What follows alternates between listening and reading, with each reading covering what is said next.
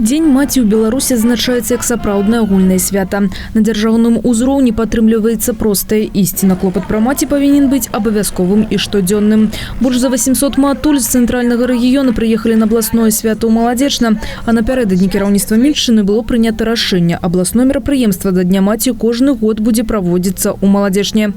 Наши мамы выполняют не только роль материнства, они сегодня и выполняют роль и руководят где-то на производстве, работают. И сегодня считаю, что женщина-мама – это действительно гордость нации, и она заслуживает только хороших и добрых слов похвалы.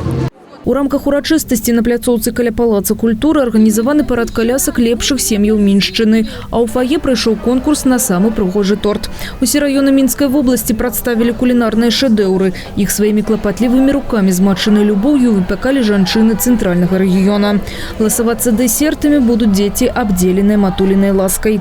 После конкурса эти торты будут отправлены в детские дома. Детям-сиротам, дети, которые сегодня не имеют родителей, но частичка материнской любви придет в их дом для того, чтобы скрасить их жизнь. Сегодня на этом празднике мы чествуем всех женщин-матерей. Хотим сказать им спасибо. Спасибо за их нелегкий труд, за их нелегкую ношу, семейную ношу, за то, что они делают на работе, за то, что они любят нашу Родину, и за то, что они делают на мире. Мама в современном обществе, ее роль очень велика.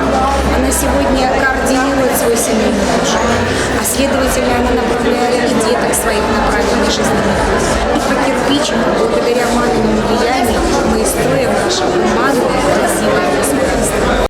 Мама. Першае слово, цяпло і спакой. Першыя урокі дабрыні і цярпімасці.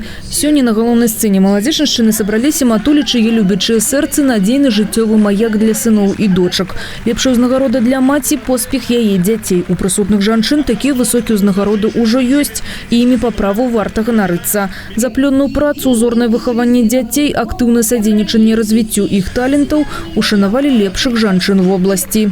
Моей дочери 17 лет.